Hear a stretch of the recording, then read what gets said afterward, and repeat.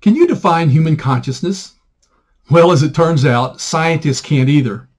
Hello, I'm Freddy Davis, and I'm an expert on Christian worldview. Most modern scientists are naturalists. That is, they believe that the natural universe operating by natural laws is all that exists.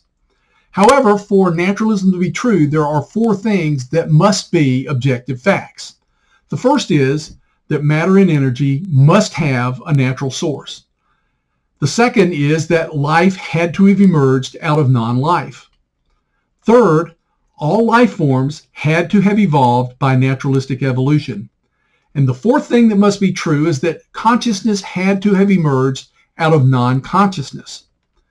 Well, certainly naturalists all believe those things, all four of them, but not a single one can be shown to be true by science.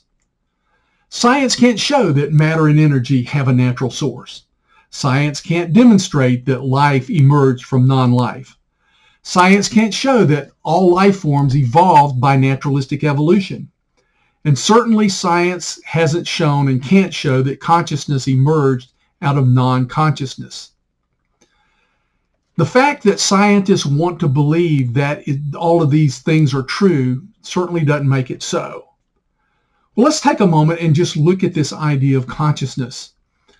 Webster defines it as the quality or state of being aware, especially of something within oneself. Now, this is such a challenging concept that professional scientists have not been able to figure it out at all. They tend to think of it as a physical quality, and they study it as if that were true. But consciousness simply can't be operated with that way. The best that they've been able to muster is just simply to use Webster's definition that it's a quality or state of being aware. But the fact is they're wrong. Consciousness is not a physical attribute. Human beings are certainly physical beings, but we have a spiritual core. God exists and he created man in his image. As such, human beings are persons with the personhood characteristics of God himself. Now that certainly doesn't mean that we're gods.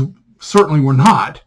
But we are spiritual persons, and a part of that is that we are self-conscious creatures. And it's only with that kind of understanding that the idea of human consciousness even begins to make sense.